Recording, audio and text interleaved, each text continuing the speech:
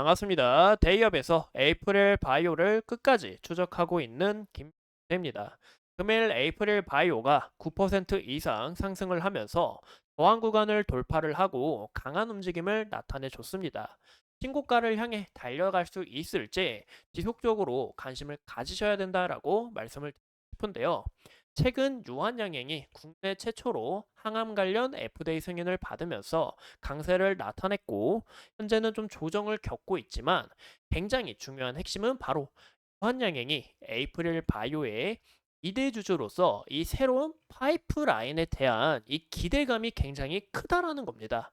제2의 제3의 오스코텍이 아닌 현재 갖고 있는 사파바디 플랫폼으로 이 에이프릴 바이오는 좀 차별화된 움직임을 좀 보일 것으로 기대가 되는데요. 이번 영상에서 플랫폼 기술력과 유한양행과 이 협력을 통해 어떤 시너지를 낼지 핵심만 빠르게 전달드리도록 하겠습니다.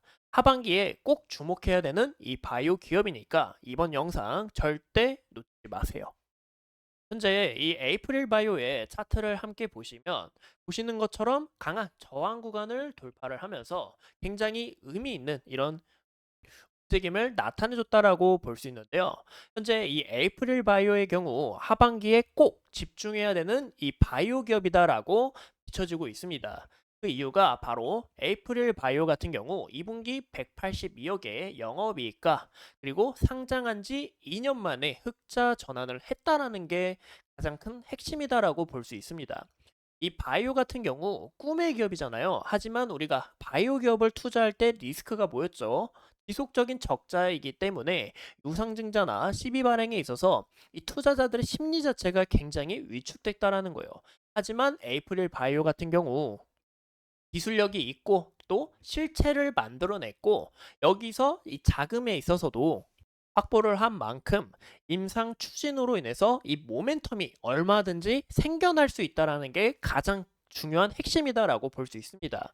이 무엇보다 6월 달의 경우 에브문과 이 계약을 통해 이제 흑자 전환이 됐다라고 우리가 확인할 수 있는데요. 현재 에이프릴 바이오 같은 경우 설립 이후 총 5건의 후보 물질을 현재 기술 수출을 완료를 했어요. 안국약품 2개, 그리고 유한양행, 룬드백, 에보문 1개씩 이뤄냈다라는 건데 우리가 가장 큰 중요한 핵심은 향후 이 파이프라인에서 이 말순을 얼마나 수령을 받을 수 있는지, 임상에 대한 과정은 어떻게 진행되는지 이런 부분이 가장 중요한 핵심이다라고 볼 수 있습니다. 그리고 무엇보다 바이오의 대상승 초입 구간이라고 생각하는 이유가 바로 금일 이 바이오 기업들이 강한 슈팅이 나왔던 이유가 바로 미국의 금리 인하의 영향도 굉장히 큰데요.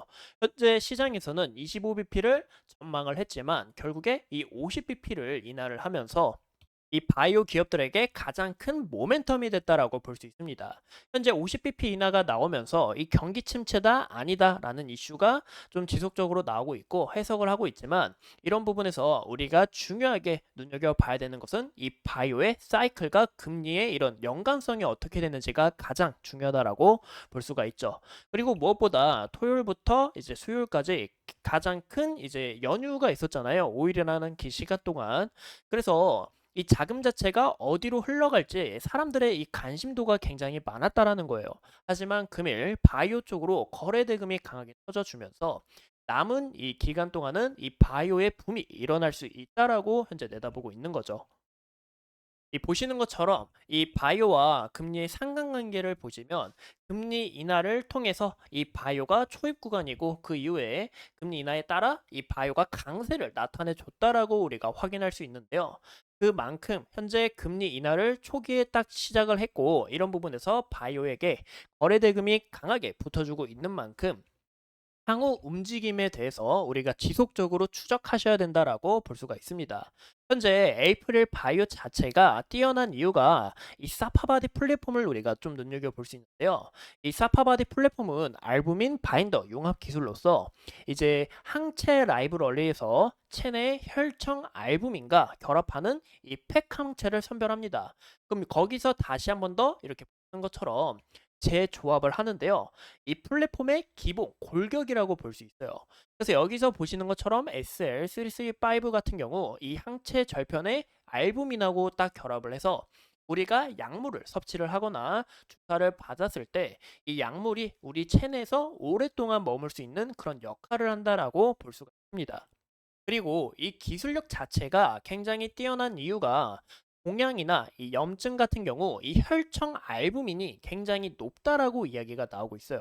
그래서 종양 부위에 이 EPR 효과로 현재 이 사파바디 플랫폼이 영향력이 굉장히 커지는데 이 EPR이 뭐냐? 이거 좀 이제 바이오 같은 경우 이런 용어들이 굉장히 어렵죠. 크게 쓸게요. 이제 EPR 같은 경우 나노 입자 기반의 약물이나 고분자 약물을 종양 부위에다가 집중적으로 축적을 해요. 그래서 우리가 약 자체가 서서히 퍼져나갈 수 있게 하고 그리고 이 암이나 그리고 이런 종양, 염증 부분을 핵심적으로 선별해서 물리칠 수 있다라고 볼 수가 있습니다. 이 혈관과 조직의 밀도가 상대적으로 낮기 때문에 암세포 증식을 위해 이 대사 자체가 활발하게 일어나면서 체액의 교환 및 저류가 발생을 하고 이들 같은 경우 이 종양 부위에 알부민을 축적을 해서 이 암을 혁신적으로 물리칠 수 있다라고 볼 수가 있는 거죠. 그리고 무엇보다 이 최근에 기술 수출한 이 APB R3 같은 경우 이제 인터루키 이 18을 결합을 한 보이시죠? 인터루키 이 단백질 기반의 약물로서 현재 시장에서는 이 인터루키 단백질 자체를 표적으로 하는 이런 표적으로 저해하는 이 치료제 자체가 없었다라는 게 가장 큰 핵심이에요. 그만큼 여기서 만약에 에이프릴 바이오의 기술 수출이 상용화가 될 시 이 에이프릴 바이오가 퍼스트 인 클래스로서 우위를 선점할 수 있다라는 게 가장 큰 핵심입니다. 그래서 우리가 좀 지속적으로 좀 약간 추적하셔야 되고 기술력 자체가 굉장히 뛰어나다라는 건데요. 현재 이 사파바디 플랫폼 같은 경우 보시는 것처럼 이 펩과 FC로 이렇게 좀 두 가지로 크게 나뉘고 있어요. 그래서 현재 펩 같은 경우 이 FC보다 절편의 크기가 낮아서 이제 명역 원성이 좀 낮은데 이는 약물의 안정성을 결정하는 데 있어서 가장 큰 역할을 하고 이 FC 같은 경우 다량 투여 시 이제 약을 다량으로 맞게 될 시 이제 색정증의 부작용 가능성이 나타나는데 이런 부분도 좀 크게 줄일 수 있다 보니까 이 에이프릴 바이오의 플랫폼을 사용을 하면 부작용 자체를 큰 폭으로 낮출 수 있다라는 게 가장 중요한 핵심이다라고 볼 수 있습니다. 그래서 기존 알부민 바인더 플랫폼 기술을 비교를 해보면 현재 에이프릴 바이오 자체가 단가 자체 낮고 부작용 적고 신약 개발에서 확장성이 굉장히 높은 만큼 이 기술 수출이 지속적으로 이루어질 수 있고 현재 이 사파바디 플랫폼 자체가 굉장히 뛰어난 플랫폼이다라고 볼 수가 있는 거죠.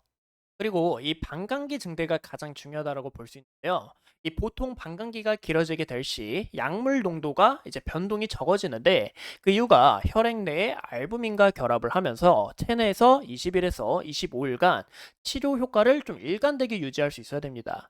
그만큼 여기서 에이프릴 바이오의 사파바디 플랫폼을 사용하면 여기서 안정성 확보와 체내에 오랫동안 유지할 수 있고 현재 에이프릴 바이오가 추진하고 있는 트렌드 자체가 GLP-1, 메시, ADC 등 바이오 업계에서 가장 핫한 이주로 좀 이런 파이프라인을 확장하고 있다 보니까 우리가 이 에이프릴 바이오가 트렌드도 따라가고 있고 이런 부분에서 기술 수출이 나올 수도 있겠구나라고 우리가 확인할 수 있는 거죠. 가장 중요한 부분이 바로 이 파이프라인을 우리가 좀 볼 수 있는데요. 현재 파이프라인 같은 경우 제가 다른 파이프라인은 다음 시간에 이야기를 드릴게요. 우리가 제일 중요하게 보셔야 되는 것은 바로 이 APB R5 같은 경우 이 파트너사가 유한양행이다라는 것을 우리가 확인할 수 있는데 유한양행이 최근에 이 레이저 티닙이 FDA 승인을 받으면서 투자자들의 시선 자체가 굉장히 달라졌다라는 겁니다. 현재 시장에서는 유한양행의 새로운 파이프라인에 대해서 기대를 하고 있고 그리고 제2의 제3의 오스코텍 같은 그런 기업들을 좀 눈여겨보고 있다라는 거죠. 기존 레이저 티닙 또한 이 유한양행이 오스코텍에서 기술을 가져온 만큼 이번 에이프릴 바이오의 이 기술력 자체를 유한양행이 한 번 더 좀 가져오지 않을까 현재 시장에서 전망을 하고 있고 그리고 무엇보다 이제 유한양행 같은 경우 보시는 것처럼 보이시죠? 이 유한양행이 현재 지분 10% 가까이인 만큼 영향력 자체가 굉장히 커질 수밖에 없고, 그만큼 이 이대주주로서 강한 움직임을 또 보여줄 수 있다라는 게 가장 중요하다라고 볼 수가 있는 거죠. 이제 이 기술력 같은 경우 2022년 계약금 2억 원으로 시작을 했는데, 이 에이프릴 바이오 또한 이런 부분에서 기술력 자체를 또 자금을 지속 확보한 만큼 여기서 추가적으로 나아갈 수 있다라는 게 가장 중요하다라고 볼 수 있습니다. 무엇보다 현재 이 기술력 자체가 리맵을 이제 이용을 해서 후보 물질을 좀 도출하고 있다라고 볼 수 있는데요. 이제 동물 관련해서 효능 자체를 검증을 완료를 했고, 이중결합 ADC인 이 APB-D1과 그리고 APB-D2를 우선 개발한 다음에 D1 먼저 내년에 바로 기술 수출을 목표로 삼고 있는 만큼 이런 부분에서 가장 중요한 핵심이다라고 볼 수가 있을 것 같아요. 현재 이 에이프릴 같은 경우 우리가 현재 차트 상황을 보시면 이 구간을 좀 강하게 저항 라인을 한 모습을 우리가 저항을 받고 있는 모습을 우리가 확인해 볼 수 있습니다. 현재 이 구간에서도 지속적으로 저항을 받다가 기술 수출 이슈가 크게 부각이 되면서 또 자금 이슈가 부각이 되면서 강한 움직임을 나타내 줬다라는 거 우리가 확인해 볼 수 있는데요. 현재 이런 움직임에 있어서 지수 조정과 함께 좀 하락이 이렇게 나왔지만 다시 한번 더 빠르게 회복을 하고 금일 금리 인하와 함께 강한 상승세가 나와줬다라는 게 가장 중요한 핵심이다라고 볼 수가 있을 것 같습니다. 현재 에이프릴 바이오 같은 경우 보시는 것처럼 강한 상승 추세를 그리고 이 정별 형태로 움직임을 나아가고 있다라는 거 우리가 한눈에 확인할 수 있고, 현재 주봉상의 움직임을 확인해 봤을 때도 21선 지속적으로 지지를 받고 있지만 현재 주봉상의 움직임의 안에서도 큰 이탈 없이 주가가 지지를 받고 있는 모습에 있어서 61선 이탈이 크게 없으면 향후 좋은 움직임을 나타낼 가능성이 있다라고 이야기를 드렸습니다. 보시는 것처럼 21선에서 크게 이탈이 없고 이때는 이제 지수가 폭락을 하면서 이 경기 침체 우려가 돌면서 좀 이런 하락분이 나왔지만 다시 한번 더 빠르게 회복을 하고 21선 전으로 강하게 지켜주고 있다라는 거 우리가 확인할 수 있는데, 주봉상 21선 기준을 우리가 좀 눈여겨봐 주시는 게 가장 중요하다라고 볼 수가 있고, 금일 이 301억이라는 이 거래대금이 좀 터져주면서 다시 한번 더 이 신고가를 향해 좀 나아갈 수 있는지 우리가 이런 움직임들을 추적하는 게 가장 중요하다라고 볼 수가 있을 것 같아요. 하지만 이때 당시 거래대금 강하게 터져주면서 강한 상승세가 나와줬던 만큼 또 이 금리나 사이클과 그리고 에이프릴 바이오의 이런 중요한 기술 수출이 파이프라인이 크게 눈에 띄면서 한 번 더 좋은 움직임을 나타내 주지 않을까라는 게 가장 중요하다라고 볼 수 있을 것 같습니다. 제가 이 에이프릴 바이오 지속적으로 또 추적을 하면서 여러분들이 이 궁금하신 내용이 있으시다면 여러분들과 함께 토론을 하면서 이 에이프릴 바이오 끝까지 추적하는 김정지가 되도록 하겠습니다. 오늘 영상도 이렇게 소중하게 시청해 주신 점 감사합니다.